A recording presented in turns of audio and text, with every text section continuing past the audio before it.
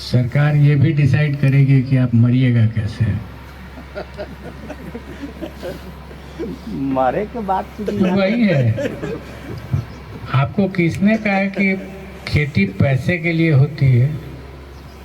तो हम लोगों का काम कैसे चलेगा सर? बाल बच्चा को आप पढ़ाएंगे, स्टार्ट अपना कपड़ा कैसे?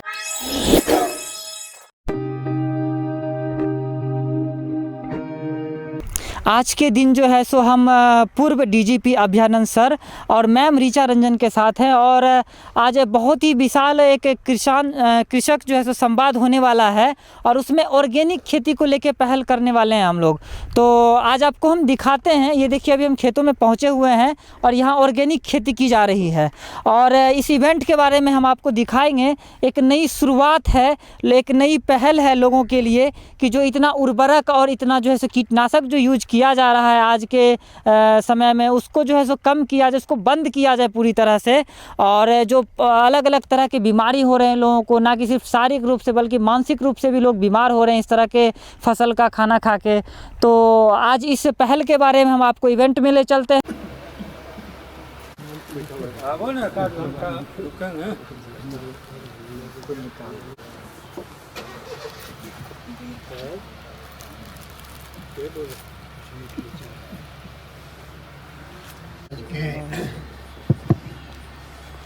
इस किसान जन संवाद समारोह के मुख्य अतिथि हमारे बीच उपस्थित बिहार के पूर्व डीजीपी श्री अभयानंद जी, आज के इस समारोह की अध्यक्षता के लिए मैं retired chief engineer Raghavendra Prasad Sharma का नाम प्रस्तावित करता हूँ। वे इस समारोह की अध्यक्षता करेंगे कि ऋचा रंजन जी नेचुरल खेती के संबंध में कुछ आपसे जन संवाद करने के लिए यहाँ उपस्थित हुई हैं। इनके बताए हुए,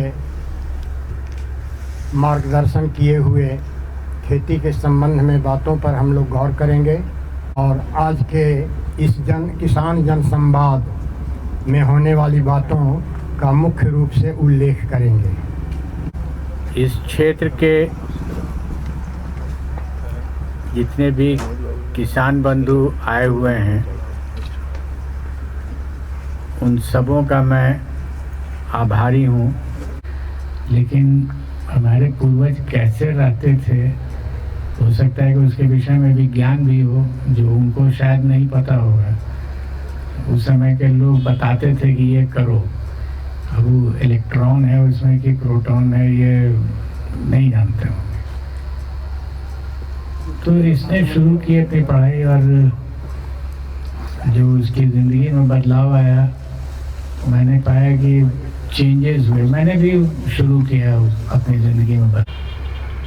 तो इसका मतलब है कि कुछ कौंध तो रहा है।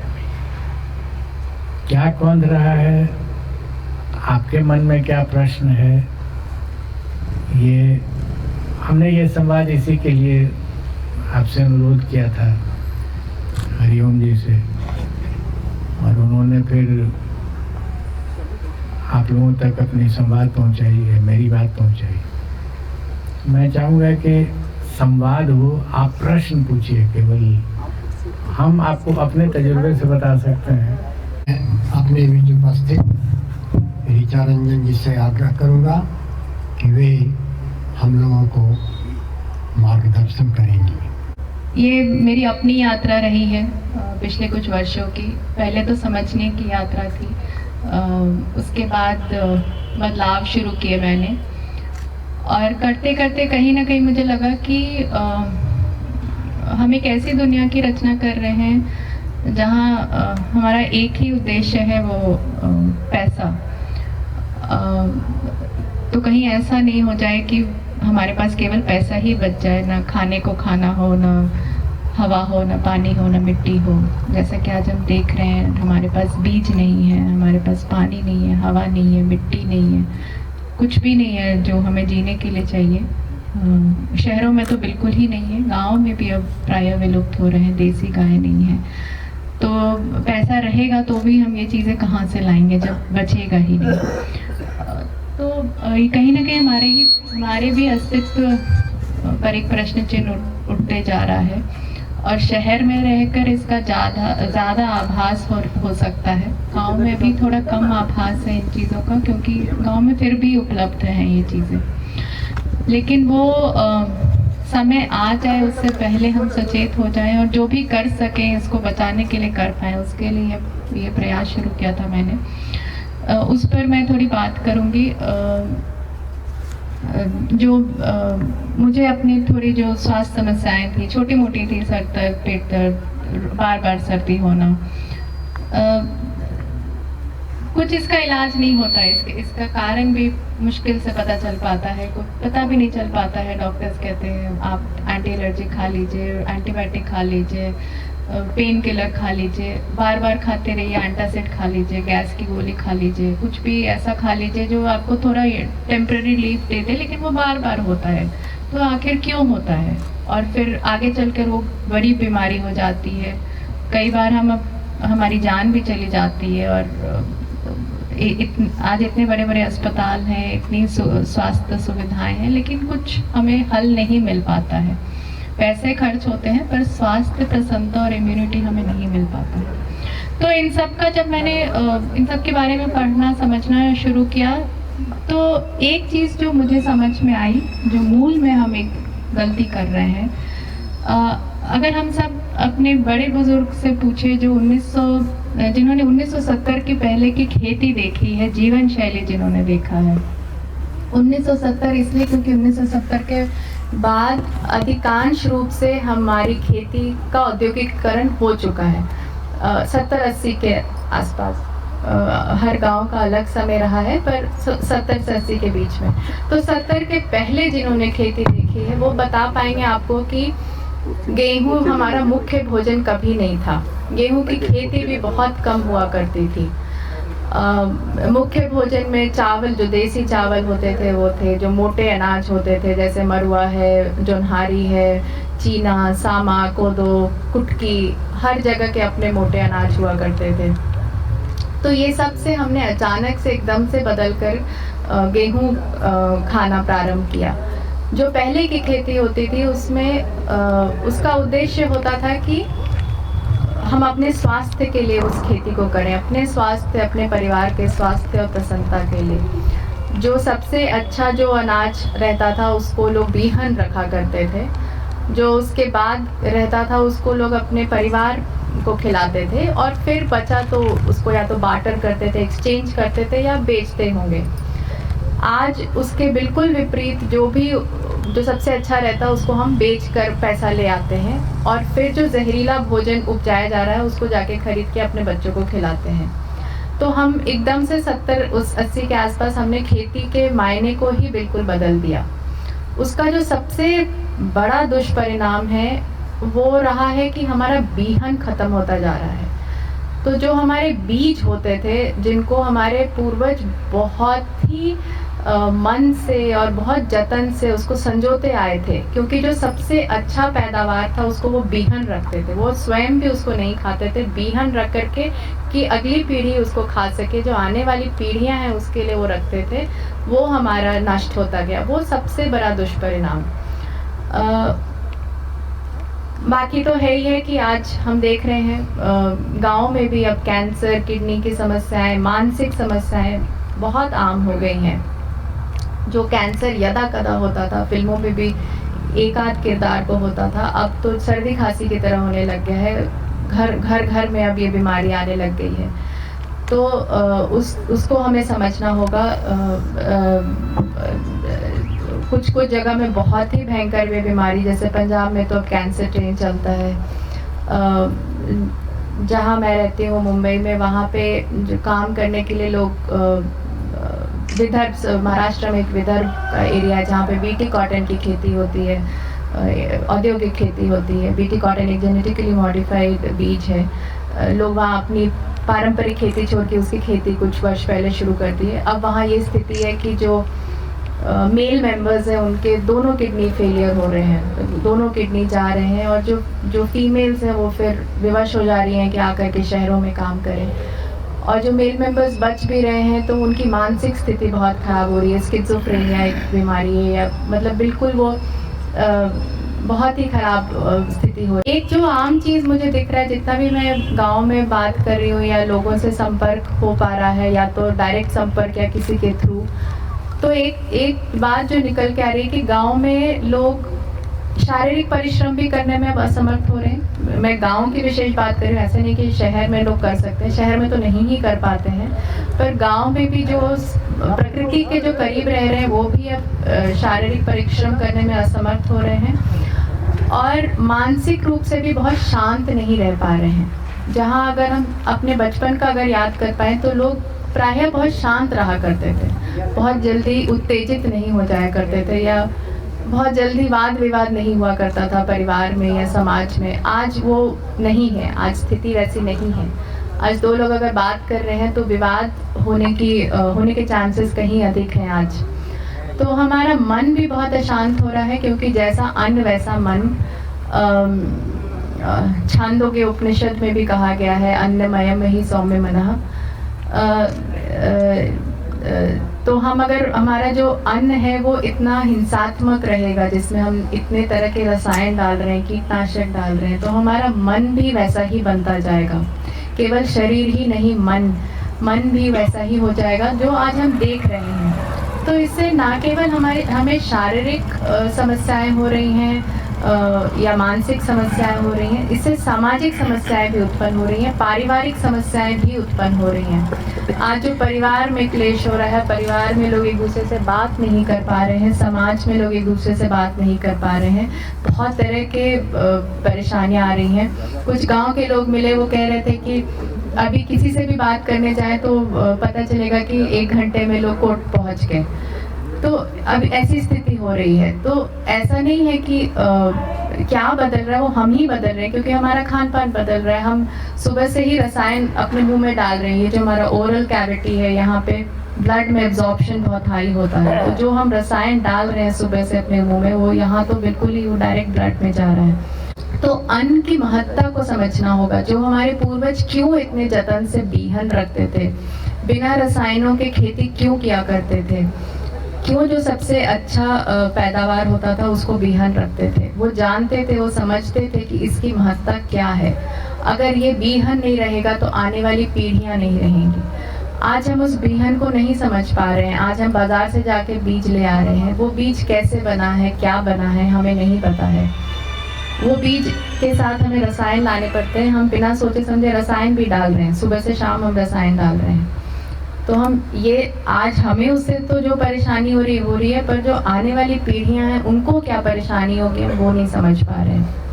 होटल में जो सब्जियां वगैरह का डिमांड होता है, वो कृत्रिम सब्जियां रहती हैं, वो कोई प्राकृतिक सब्जियां नहीं रहती हैं। वो चाहते हैं कि वो दिखने में बहुत अच्छा हो, तो उसके लिए वो वहाँ पे दिन में 3 बार कीटनाशक का छिड़काव करना होता था, और वो इतना जहरीला हो जाता है कि वो जो बच्चे पैदा हो रहे हैं वो विकलांग, केवल शारीरिक नहीं मानसिक रूप से विकलांग पैदा हो रहे हैं। तो हम कैश क्रॉप्स की जब बात करते हैं तो हम ये नहीं समझ पाते हैं कि अगर हमारा अस्तित्व ही नहीं रहेगा तो वो कैश किसके लिए। ये बहुत ही वहाँ दुर्भाग्यपूर्ण स्थिति है। तो आप समझ सकते हैं कि जब ऐसी स्थिति में फिर वो भविष्य क्या होगा उस जगह का। तो हम सब उसी भविष्य की ओर अग्रसर हैं, कोई जल्दी कोई देर, धीरे धीरे वो उस भविष्य की ओर हम अग्रसर हो रहे हैं। समय रहते सचेतना बहुत आवश्यक है। आसपास जो हम त्रुटि कर रहे हैं, जो भी उसका दुष्परिणाम हो रहा है, उसको समय रहते समझ के उसको सुधारना बहुत आवश्यक है। जो बड़े बुजुर्ग हैं वो हमें बताएंगे कि क्या किया जाता था, क्या ठीक करते थे हम। जो युवा हैं वो आज जो हो रहा है समाज में, जो आज की स्थिति है, उसको देख के समझें कि जो हम गलती कर रहे हैं उसका ये परिणाम है, और सुधारने के लिए हमें अपने पारंपरिक समझ से जुड़ना बहुत ज़रूरी है। मुख्यतः सबका एक ही निष्कर्ष निकलता है कि जो रसायन है ये कहीं ना कहीं फिर पानी में भी जाता है, तो मिट्टी में पानी में जा रहा है, तो उससे कैंसर, किडनी की समस्या, ये सब तो हो ही रही है। ये पुरुषों में जो प्रजनन शक्ति है उसको भी क्षति पहुंच रही है। जो पुरुषों में शुक्राणु है, स्पर्म्स, उसको भी क्षति हो रही है। यहाँ तक कि हमारे मूल में जो डीएनए होता है वो भी क्षतिग्रस्त हो रहा है। तो केवल हम ही नहीं मर रहे हैं, जो हमारे बच्चे हैं वो भी प्रभावित हो रहे हैं। और अगर हमारा डीएनए ही उसको क्षति हो रही है तो आप सोचिए कि जो आने वाली पीढ़ियां हैं उनका क्या होगा, क्योंकि जो डीएनए हम हेरिडिटरी पास करेंगे वो तो आप समझिए कि वो क्षतिग्रस्त है। इसलिए बहुत ही आवश्यक है कि हम समझे कि जब हम बीज लेने लगते हैं और जब हम कृत्रिम बीज की ओर जाते हैं और जब हम रसायनों की ओर जाते हैं तो हम किस भविष्य की ओर जा रहे हैं। यहाँ पर मैं विराम करना चाहती हूँ। अगर आपके कोई प्रश्न है तो वो हम लोग इसको डिस्कस कर सकते हैं। एक और बात थी, जो आर्थिक समस्याएं हो रही हैं, तो जहाँ खेती में लागत बिल्कुल नहीं होती थी, चाहे वो बीज हमारा तो बीहन होता था, घर का बीज होता था, जो गोबर था वो घर में आता था, जो खाद है वो हम पत्तों का बना रहे हैं। जब हम वो समझने लगेंगे तो स्वतः ही स्वास्थ्य भी आ जाएगा, प्रसन्नता भी होगी, इम्यूनिटी भी होगा, आर्थिक रूप से भी हम कहीं अधिक संपन्न होने लगेंगे। और समाज भी कभी तो ये समझेगा कि ये जो बीज है इसका क्या मोल है। आज हो सकता है समाज नहीं समझ रहा हो कि इस बीज का, इस बीहन का क्या मोल है, या देसी गाय का क्या मोल है, या मिट्टी का क्या मोल है, इसलिए वो मिट्टी को धूल बनाने में संकोच नहीं कर रहा है। लेकिन समाज समझेगा, वो 2 दिन दूर नहीं है। कोरोना इसलिए आया ही है कि हमें समझाए, हमें जगाए। हम सब सो रहे थे, हम सब भाग रहे थे, एक तृष्णा के पीछे भाग रहे थे, तो वो हमें समझाने आया, जगाने आया है। तो समाज भी समझेगा कि वो इसका मोल क्या है, वो धरोहर जो हमारे पूर्वज बहुत जतन से रखते आए थे, उसका असली मोल क्या है। संगोष्ठी के माननीय पूर्व डायरेक्टर पुलिस बिहार और इसके मुख्य अतिथि यहाँ पर बैठे हुए किसान बंधु, अभी हमारे मुख्य अतिथि के माध्यम से कहा जा रहा था कि 70 और 80 के दशक में हम लोगों की खेती की गुणवत्ता भी अच्छी थी और पोषण भी अच्छा था। लेकिन लोकतांत्रिक व्यवस्था में प्रबंधन का काम कार्यपालिका और विधायिका करती है। तो कार्यपालिका और विधायिका व्यवसायीकरण की ओर हमें ले जाना चाह रहे हैं, पर मालिक हमारे वही हैं। उस समय राइस स्पेशल ट्रैक्टर 25 हॉर्स का HMT में निकला था, तो उसका कीमत 25,000 रुपया था। और 70-80 के दशक में चावल का कीमत 100 रुपये के आसपास था। तो 250 मन चावल बेचकर राइस स्पेशल एक ट्रैक्टर हम लोग ले लिए थे और खेती होती थी। और अब बीज की जहाँ तक बात की जा रही है, तो व्यवसायीकरण में मूल्य नियंत्रण और मूल्य निर्धारण सरकार के जिम्मे है। तो हम तो विवश हैं, छटपटा रहे हैं, प्रायश्चित अब कर रहे हैं। हम लोगों का बीज का निर्धारण उसी ढंग से किया जा रहा है, खाद का निर्धारण किया जा रहा है कि यही अब आप लीजिए और इसी से अधिक पैदा होगा।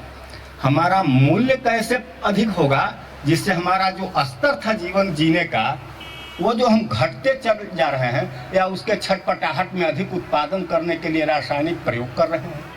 हमारी ह्रास तो हो रही है, लेकिन हम दिक्कत यहाँ से हमारी हो रही है। सरकार ये भी डिसाइड करेगी कि आप मरिएगा कैसे।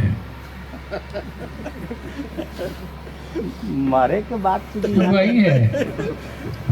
आपको किसने कहा है कि खेती पैसे के लिए होती है?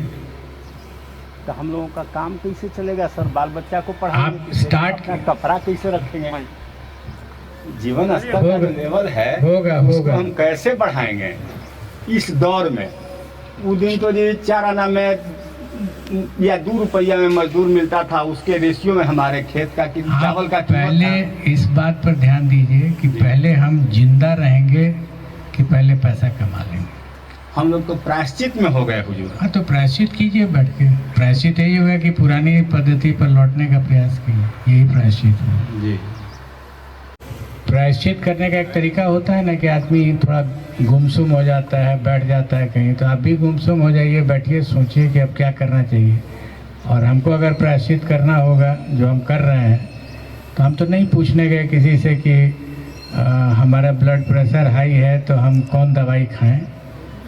हमने चेंज किया, अपना ब्लड प्रेशर डायबिटीज़ दोनों है, तो हमने बदल लिया। कहाँ हम प्रेस्क्रिप्शन में 50 चीज़ लिखा रहता है, ये दवाई लीजिए, वो दवाई लीजिए। हमने कहा कि हमको कोई दवाई नहीं लेनी। तो हमने अपना पहला काम किया, रोटी बंद कर दिया खाना। तो हमको कोई फोर्स कर सकता है कि आप रोटी खाइए ही। हमने दूध का सब प्रोडक्ट बंद कर दिया, wheat product, milk product, processed food जो मार्केट से उठा के हम ले आते हैं। आज हमको तकलीफ़ के साथ कहना पड़ रहा है कि किसी के घर में अब भानसा नहीं चलता है, किचन नहीं है, मार्केट से उठा के ले आते हैं और सीधे इडली बना लेते हैं और खा जाते हैं। तो वो प्रोसेस्ड फूड मार्केट में जो है वही ना आप खा रहे हैं। ये कोई नियम कानून बना है क्या कि हमको प्रोसेस्ड फूड खाना ही होगा?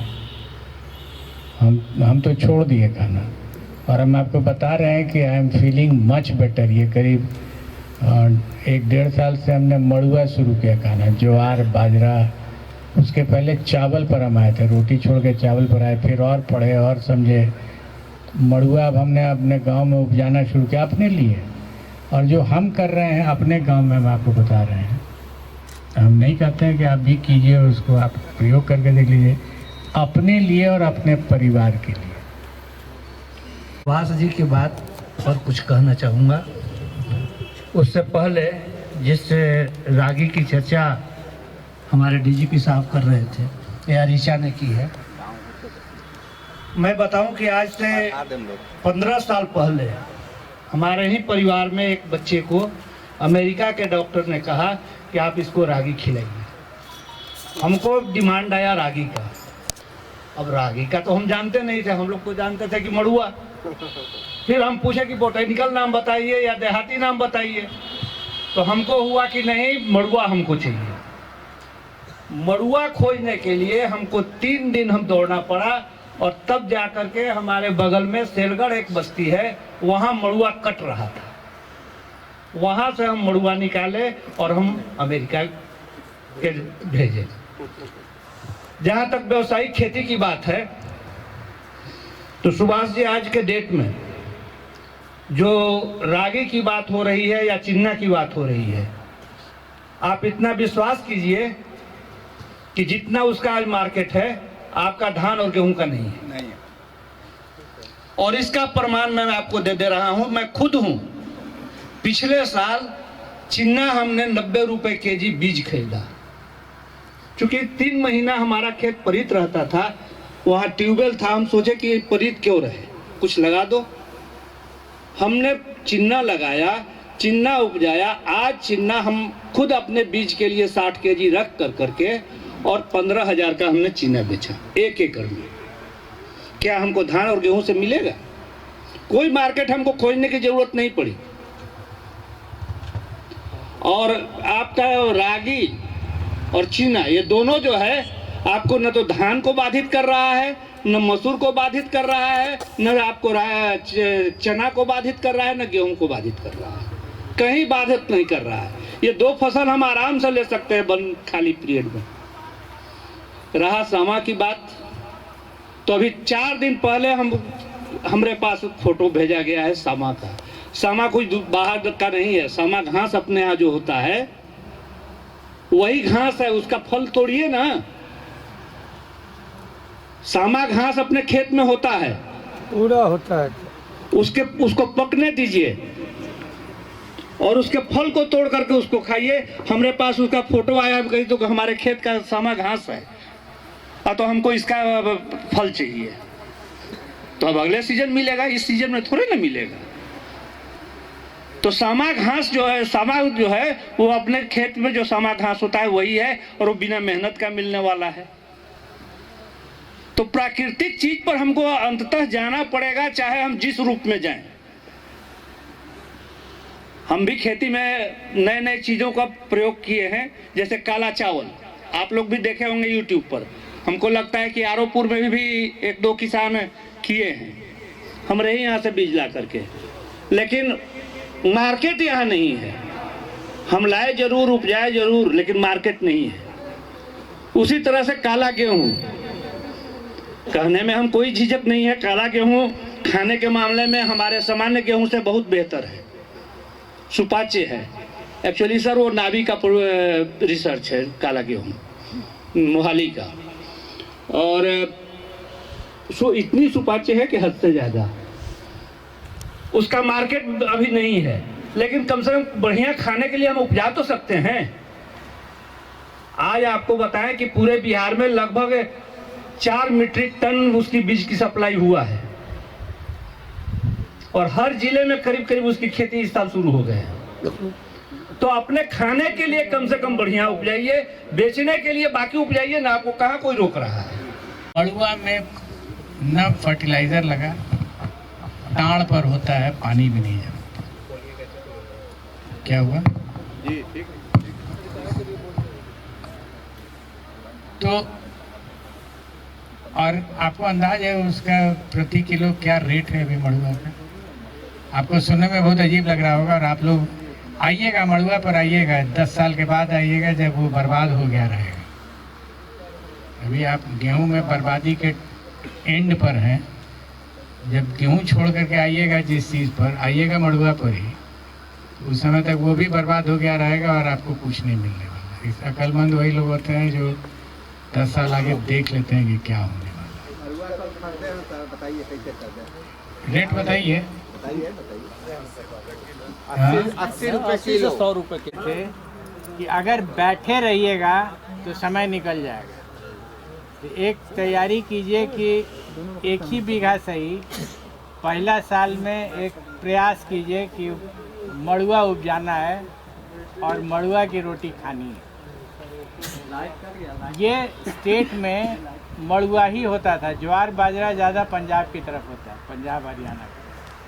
कुछ कारण जरूर होगा, प्राकृतिक होगा, हमको नहीं आइडिया है कि क्या कारण है, लेकिन कारण जरूर होगा। बिहार में होता था मड़ुआ, बड़े अच्छे से होता था बहुत। आपको अंदाज है कि ये गेहूं क्यों आ गया यहाँ? जो ऋचा ने कहा 70-80, वो इसलिए कि 67 में एक अकाल पड़ा था, और उस अकाल में नेपाल तक वो अकाल था, नहीं हुआ था, कुछ भी नहीं हुआ था। तो अमेरिका से एक गेहूं वहाँ से लोगों ने भेजा था, उसका नाम था PL 480, पब्लिक लॉ 480। ये मास्को ये हमको नहीं आइडिया, लेकिन PL 480 उसका टेक्निकल नाम था। और PL 480 जब से आया, उसी के बाद ग्रीन रेवोल्यूशन आ गया, हरित क्रांति हुई, और ये कहा गया कि बहुत अनाज की ज़रूरत है इस देश में, नहीं तो लोग भूखे रह जाएंगे। मेरा अपना अंदाज़ है कि अगर सिर्फ हम रोटी पर ही आश्रित रहते, मतलब खाने भर रोटी चाहिए था या पीने भर दूध चाहिए था, तो ना दूध की कमी होती ना रोटी की कमी होती, घी की। केक बनने लगा, बिस्किट बनने लगा, पता नहीं, और रोटी का इतना चीज़ बनने लगा, फिर दूध का मिठाई बनने लगा, केक बनने लगा। तो उसको बनाने में तो भाई ज़्यादा आपको प्रोडक्शन तो करना पड़ेगा। तो ये चिंतन का विषय है, लेकिन कर्म का भी विषय समय आ गया है। मेरा अनुरोध होगा कि आप लोग प्रयास कीजिए, प्रयोग कीजिए, प्रयास और प्रयोग दोनों कीजिए, और स्टार्ट कीजिए। नहीं कहे एक उदाहरण यहाँ मैं देती हूँ। हम लोग जहाँ रहते हैं भुसौला दानापुर, वहाँ पास में एक सरासत गांव है। वहाँ पे एक युवा है कुछ 20-21 वर्ष के, तो वो पढ़ने आया करते थे, पापे से पढ़ने आते थे, और वो जुड़े हैं पेट से, और कुछ समय से वो 5 कट्ठा में इस वर्ष वो धान की खेती किए बिना रसायन के। उनकी अपनी इच्छा हुई कि वो करें, क्योंकि वो देख रहे थे कि गांव में बहुत परेशानियां हो रही है रसायन के यूज़ से। और उनको बहुत अच्छा लगा, बहुत अच्छी खेती उनकी हुई है। और उनका चूड़ा जो कुटा के आया वो भेंट स्वरूप लेके भी आए थे अभी कुछ दिन पहले, तो बहुत उनको प्रसन्नता हुई। तो युवा भी जुड़े इससे। उन्होंने अपनी दिनचर्या में बहुत बदलाव किए। वो आर्मी की ट्रेनिंग करते हैं, तो उनको शिन में पेन होता था, पैरों में बहुत दर्द होता था दौड़ने इस सब में, तो वो सब भी उनकी समस्याएं अब ठीक हो गई हैं, क्योंकि उन्होंने बहुत कुछ अपने दिनचर्या को आयुर्वेदिक दिनचर्या से जोड़ा है। और वो मानसिक रूप से भी अधिक शांत रहते हैं। तो ये छोटे छोटे प्रयास युवा भी अगर करें तो बहुत ही लाभकारी होगा। और जब हम ये पुनः जब पारंपरिक खेती की ओर जुड़ने का प्रयास करें, तो बीहन जो बीज होता है, प्रयास करें कि हम जो कृषक बचाते आए हैं उनसे किसी तरह से मिल सके। ये थोड़ा शहर का गांव हो रहा है, इसलिए यहाँ पे मिलना हो सकता है थोड़ा मुश्किल हो, लेकिन आप थोड़ा इंटीरियर में अगर जाएंगे तो आपको बीहन मिल सकता है। कम मिलेगा पर मिल सकता है। तो प्रयास करें कि बीहन आप कृषक से ही लें।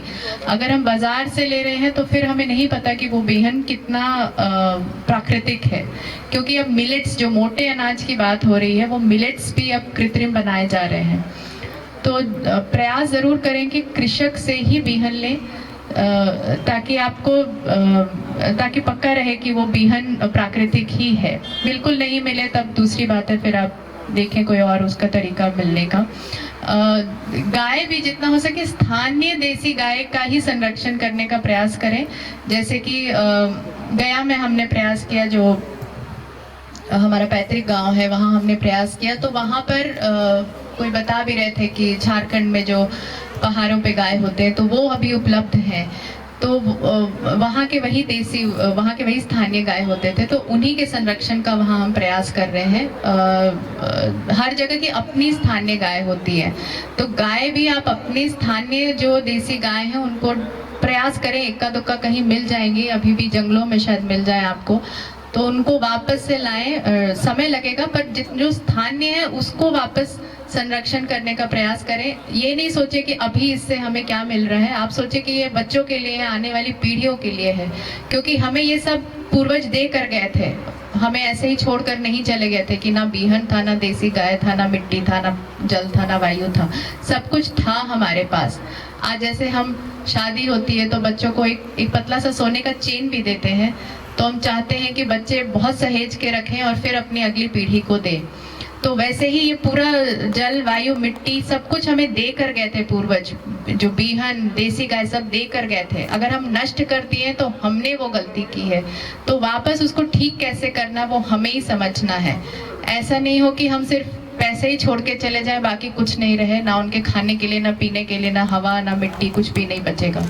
तो थोड़ा प्रयास करें। वैसे दिग्भ्रमित करने के लिए बहुत कुछ होगा कि हाँ ये बहुत अच्छा है, ये इससे ये फायदा है, इसमें कैल्शियम है, इसमें प्रोटीन है। कैल्शियम प्रोटीन नाप के हमारे पूर्वज अपना खाना नहीं खाते थे, ना कैलोरी नाप के अपना खाना खाते थे। कैल्शियम नापते तो शायद वो गधे का दूध पीते। गधे के दूध में मनुष्य के दूध से अधिक कैल्शियम होता है, लेकिन वो गधे का दूध नहीं पीते थे। आज ऐसा हो रहा है कि हम मनुष्य का दूध तो बच्चों को पिला नहीं पाते हैं, क्योंकि माताओं को काम पे जाना होता है, और फिर हम जानवर जो ढूंढते रहते हैं कि कौन से जानवर का दूध पिलाएं। तो इसलिए कैल्शियम प्रोटीन नापना बंद करें और होलिस्टिकली फूड को समझें, पूर्ण रूप से उसको समझें। पूर्ण रूप से भोजन में सिर्फ कैल्शियम, प्रोटीन, आयरन, विटामिन नहीं है, उसमें हमारी भावनाएं भी हैं। जो खेती हम कर रहे हैं भावनाओं से करें, जो खाना हम घर में पका रहे हैं उसको भावनाओं से पकाएं, क्योंकि वो भावना फिर उस खाने में जा रही है और फिर वो हमारे बच्चों को भी वही भावना जाती है।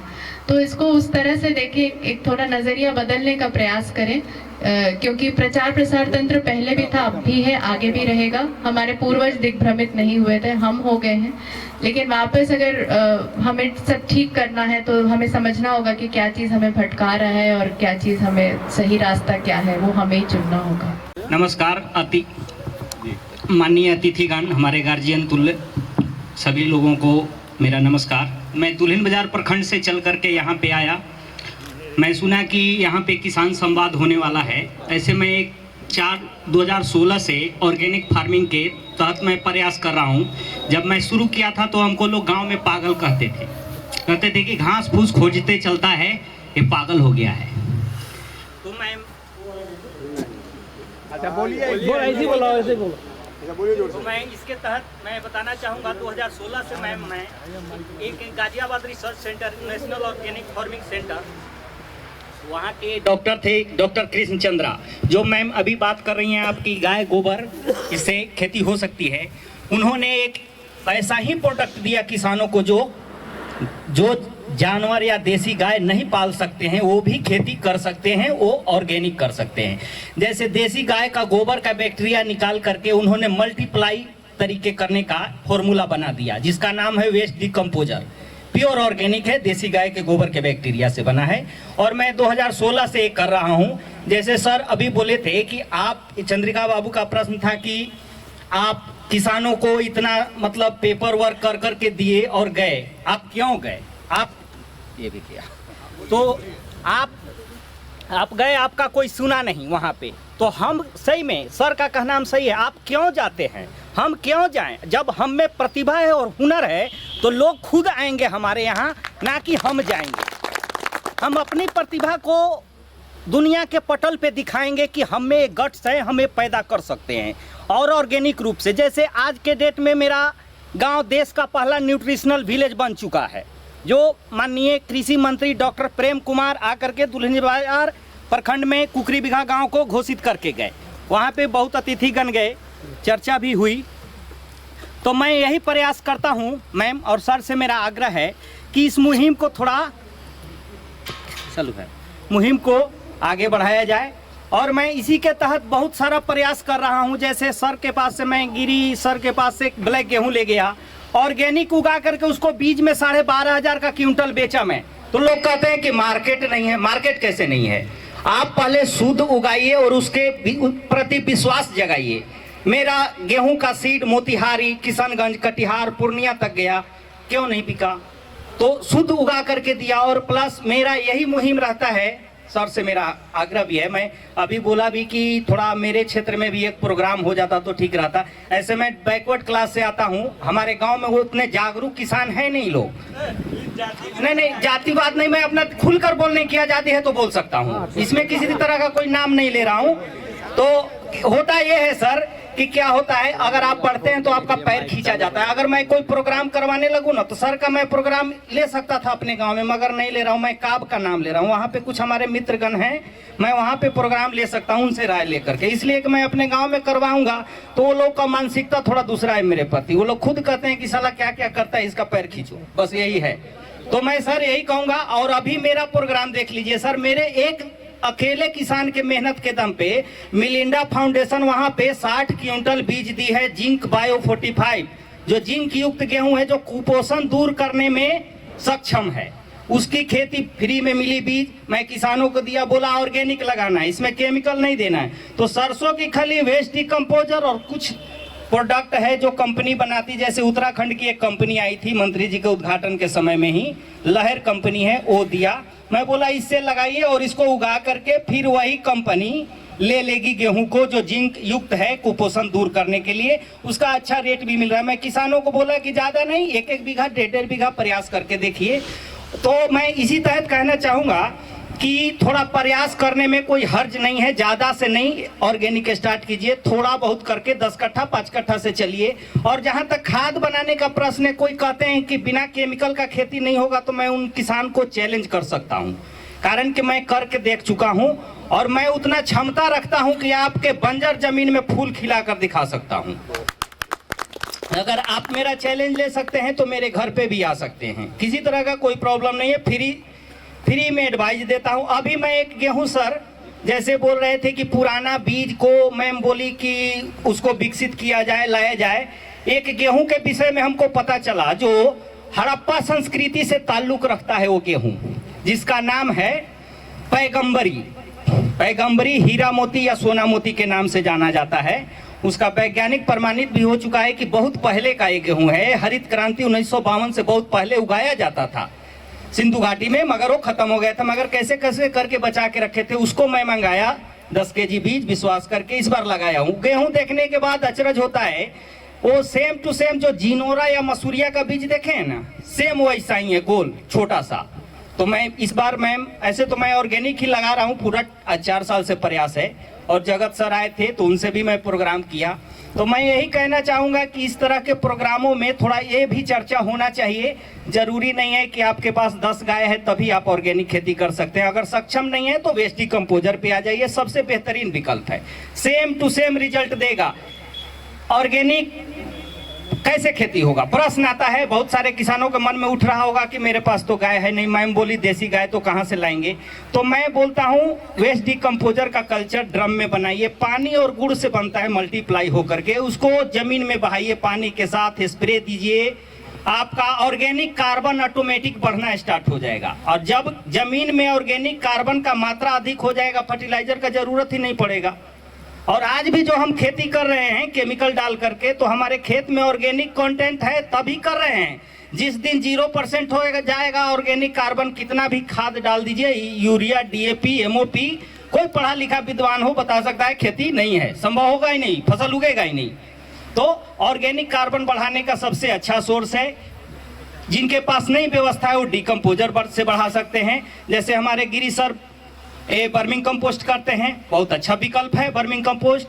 अब जिनके पास केंचुआ का उपलब्धता नहीं है वो क्या करें, सारा कचरा डाल दें, उस पे हर एक 10 दिन पे डिकम्पोजर का स्नान करवाइए, कचरा को किसी तरह का वेस्ट हो, वो 45 दिन में भुरभुरा चाय के पत्ती जैसा राख मिलेगा। नहीं तो ऐसे गोबर सड़ने में साल भर लगता है, 6 महीना लगता है, और 45 दिन में जब भुरभुरा आपको राख मिल रहा है बना बनाया घर का, इससे बेहतर क्या विकल्प हो सकता है। फिर यूरिया DAP के पीछे क्यों भागना। तो आए तो दुगना ऐसे ही हो जाएगा, क्या जरूरी है प्रधानमंत्री को इतना मेहनत करने का, अपने आप बढ़ाइए ना, उनको कह देने से थोड़े हो जाएगा। आप कम कर लीजिए लागत मूल्य खर्च खेती में, अपने आप बढ़ जाएगा। तो ये है विकल्प सर, और मेरा इस तरह का प्रोग्राम में बुलाने के लिए मैं बहुत बहुत यहाँ के जनता और आप सभी लोगों को आभार प्रकट करता हूँ। नमस्कार। एक प्रश्न आपसे पूछना था। हाँ सर। उत्साह बहुत ही सुंदर लगा और आपने इनवाइट किया है, हम लोग जरूर प्रयास करेंगे आने का। प्रश्न आपसे ये है कि आपको एक जिंक युक्त बीज मिला जी, आपने कोई फाउंडेशन का नाम लिया वहाँ से जी, आप कैसे जानते हैं कि जो वो बीज है वो ऑर्गेनिक तरीके से पैदा हुआ था? और नहीं जानता मैं सर। आप फंस गए वहीं? जी, इसलिए कि मिलिंडा फाउंडेशन हार्वेस्ट प्लस जो अभी ARI में चल रहा है उसका थी ब्रांच सर, वहाँ से हुआ कि जिंक युक्त गेहूं है, इसको उगाइए। कारण कि किसान के पास तो सर लैब होता नहीं है कि वो अपना टेस्ट कर ले तुरंत। यही यहाँ फंस गए आप जी, क्योंकि आपको नहीं पता है जी। आपसे एक दूसरे तरीके से प्रश्न पूछते हैं और आप इस पर सोचिए जी। आप एक गाय रखे हुए हैं जी, और गाय ने एक बाछी दी, आपके सामने में बाछी हुई जी, ठीक, तो आपको मालूम है, आपसे पूछते हैं ये बाछी की माँ कौन है, बता दीजिएगा ना जी। बाप पूछेंगे तो बता पाइएगा? नहीं सर, वो सीमेन है। आपको सड़क पर एक माँ डिलीवर कर देगी बच्चा को, तो आप उसको उठा के ले आइएगा अपने घर में? जी नहीं सर, ये तो हम हर लिविंग चीज चाहता है जानना जी कि जो बच्चा है उसका बाप कौन है, उसकी जनक कहाँ है, कहाँ से जनक। और हम चाहते हैं कि हमको चाहे बाप जो हो, इसका मतलब है कि इस समाज में मेल का इतना ही ना रिक्वायरमेंट है कि उसका स्पर्म स्टोर कर दो जी, और मेल को हटा दो जी। अगर इतना ही रिक्वायरमेंट है तो बढ़िया समाज चलेगा जी, समझ रहे हैं? अब तो जो मिला सर हम लगाए हैं, अब आगे प्रयास देखते हैं सर क्या रिजल्ट आता है। बीज आपका जो इतनी देर से ही बोल रही है बीहन मैं समझ रहा हूँ सर, उसी पे मैं बोला पैगंबरी पे कि 5000 साल पुराना है, वहाँ के वैज्ञानिकों ने भी अथी किया है सर। को बोलना चाहिए था कि हमको किसी का बीज नहीं लेना, हमारे सामने जो उपजेगा, ये धरती जो है, अगर मेरी जमीन है तो ये इसको हम देख रहे हैं ना जी सर, इसमें हमने क्या किया है वो हमको मालूम है। सही बात। इससे जो फल निकला वो हमको मालूम है और उसी फल को फिर हम बीज बनाएंगे, और ये प्रकृति ऐसे ही चलाती थी जी। हम लोगों ने कहा कि नहीं तुम सोए रहो, हम कहीं जाके इसका जीने को चेंज कर देंगे जी, बैठे बैठे एक तो टेस्ट ट्यूब में बच्चा पैदा कर देंगे जी। तो आप रख लीजिए। बात समझ में आई? हाँ समझ रहे हैं सर, अपना बनाओ, अपना उगाओ और अपना खाओ। और समझ तुम गया जिसको उगाओगे उसको देखोगे कि वो क्या हुआ है। जी सर, समझ में आएगा। नहीं तो जी। वो आपको पता है कि वो फाउंडेशन ने नाइजीरिया में उस बीज को उपजाया होगा कि कहीं और उपजाया होगा? जी जी। ऐसे तो मुझको बताया गया था सर कि हरियाणा में इसका बताया प्रोडक्शन गया हुआ था। है। बताया गया जी हाँ मैं सर, देखा जो तो नहीं। जो है सर वही मैं बता रहा हूँ। इसका प्रोडक्शन जो आपको बिल मिलिंडा और हार्वेस्ट प्लस की बात कर रहे हैं, जी ये पिछले साल से काम कर रहा है और पिछले साल उत्तर बिहार में मधुबनी और समस्तीपुर किया था। जी। इस साल आपके यहाँ किया है। जी। और वो बीज जो है वो BHU 31 के नाम से है। अब ये चीज 31 और 25 BHU 25 के नाम जी। से है। वो बेसिकली BHU का प्रोडक्ट है, लेकिन जो सर बता रहे हैं कि कितना % जिंक है या नहीं है ये कौन जानता है? जी, कहीं जी। है क्या टेस्टिंग का लैब? जी हमने लगाया है, जी पिछले साल हमने लगाया, इस साल भी लगाया। जी। यील्ड बेहतर है, जी। लेकिन हम ये नहीं कह सकते हैं कि इसमें कितना % जिंक। तो सबसे बड़ा प्रश्न तो यही है सर कि किसान के पास लैब नहीं है और दूसरा कोई व्यवस्था नहीं है कि इसको तुरंत का तुरंत रिजल्ट आ जाए।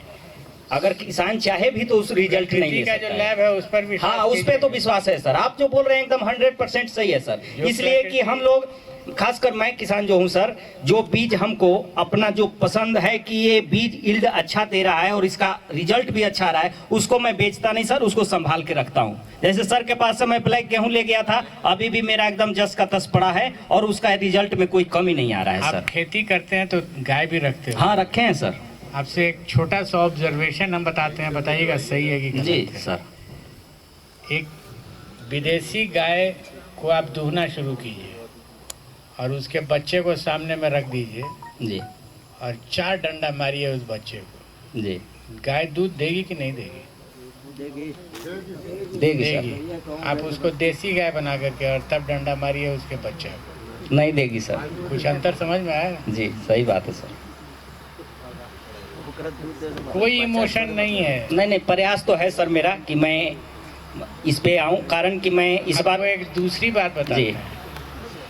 विदेशी गाय एक गोबर करेगी आपके खेत में, जी दूसरा दिन वो महकने लगेगा। जी देसी गाय का गोबर आप खेत में गिरने दीजिए, दूसरे दिन आइएगा वो मिट्टी बना हुआ रहे। हाँ सही बात है सर।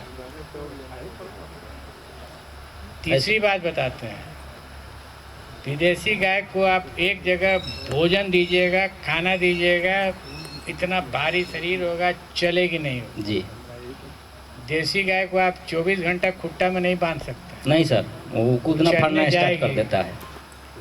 तो वैसा कौन जीवित प्राणी है जिसको कि आप कटिया पर सुता करके कहीं यहीं खाना देते हैं, यहीं नहीं सर। तुम जो करना है करो, यहीं रहो? जी वो कोई जीवित प्राणी हो सकता है? जी जी नहीं सर, ऐसा प्रोग्राम कर करके जागरूक करने की जरूरत है, कारण कि जानकारी के अभाव में सर बहुत ज़्यादा दुष्परिणाम किसानों को झेलना पड़ रहा है। जैसे कहने का मतलब है, फसल सर 30% फर्टिलाइजर खोजता है और यहाँ 100 में 100 डाल रहा है लोग, बाकी 70% तो प्राकृतिक से लेता है, हवा पानी और जल से सर, ये वायु से। और यहाँ पर किसान क्या कर रहे हैं, 3 केजी कट्ठे का यूरिया डालो, खूब अच्छा पैदा होगा, जबकि सर सारा का सारा जाकर के हार्ड सॉइल बना दे रहा है। 3.5 कट्ठा में 3.5 केजी का जो हाँ पड़ेगा सर, कारण कि ऑर्गेनिक कार्बन जलते जा रहा है, जैसे जैसे जलेगा ऑर्गेनिक कार्बन मैटर बढ़ेगा सर। 1 मिलीग्राम का टैबलेट चाहिए था, 3 महीने के बाद 2 मिलीग्राम का। हाँ सर, ये तो डोज बढ़ेगा। और प्राकृतिक खेती में ऐसा नहीं है सर, प्राकृतिक खेती में कम होता जाएगा सर। तो जब सब कुछ हम समझ ही रहे हैं तो इस चक्कर में क्यों पड़े? जी जी, तो वही मैं बोला सर कि थोड़ा सा जानकारी का अभाव और जागरूकता की कमी है सर, इसको बढ़ाया जाए। और मैं इसी के साथ अपना वक्तव्य समाप्त करता हूँ। जय हिंद। वो अलग अलग नाम से आएगा, प्रचार प्रसार तंत्र कहेगा कि ये बहुत अच्छा आपके लिए, पर देखिए पूर्वजों की जो समझ रही है वो पीढ़ियों पर आधारित रही है। उन्हें पता था कि गेहूं मनुष्य के लिए अनुकूल भोजन नहीं है, तो वो कभी जिंक फोर्टिफाइड होगा, कभी कैल्शियम फोर्टिफाइड होगा। क्यों आवश्यकता हो रही है कि जिंक और कैल्शियम को हम लैब में बनाएं? लैब में जो भी मिनरल बन रहा है, क्या वो मनुष्य उसमें से कितना निकाल पा रहा है? ऐसा नहीं है कि जो शरीर में डाल रहे हैं शरीर में वो उसकी शक्ति एकदम से मिल जाती है। एक पाचन प्रक्रिया होती है, हम मुंह में डालते ही पूरा पाचन प्रक्रिया के थ्रू उसको गुजरना होता है। अगर शरीर उसको नहीं पचा सकता है तो हम लैब में चाहे जो बना लें वो हमारे शरीर के किसी काम का नहीं है। तो ये सब हमें समझना है, जो गलती हम किए हैं वो दोबारा हम फिर कर रहे हैं। आज हम बहुत सारी एजेंसियां होंगी, अनेक नाम से आएंगी, वो हमें कहेंगे ये बहुत इसका ईल्ड अच्छा है, इसमें जिंक है, इसमें कैल्शियम है, इसमें प्रोटीन है, इसमें ये है, इसमें वो है। पर हमें सतर्क रहना है, क्योंकि देखिए प्रकृति ने हमें जन्मा है, हम लैब में नहीं पैदा हुए हैं, वो एजेंसी ने हमें लैब में नहीं बनाया है, प्रकृति ने हमें पैदा किया। प्रकृति ने हमारे साथ पेड़ पौधा सब कुछ पैदा किया है, बीज को भी पैदा किया है, हमारे जीने का सब कुछ प्रकृति ने इंतजाम किया है। हम प्रकृति पर भरोसा नहीं कर रहे, हम लैब पे भरोसा कर रहे हैं। फिर 15 साल बाद जाकर हम जब फंसेंगे तो हम नहीं रहेंगे, आगे की पीढ़ी रहेगी और फिर वो कहेगी हमारे पूर्वजों ने क्या कर दिया। आज जैसे हम पछता रहे हैं कि क्यों हमने 70-80 में वो गलती की, क्यों हम भटक गए, उस वहां वापस जाना कितना हमारे लिए कठिन हो रहा है आज। तो अब गलती नहीं करें और अब हम बहुत सचेत रहें, वरना फिर हम अब दोबारा गलती करेंगे तो बहुत मुश्किल हो जाएगा। ठीक है मैम, नमस्कार।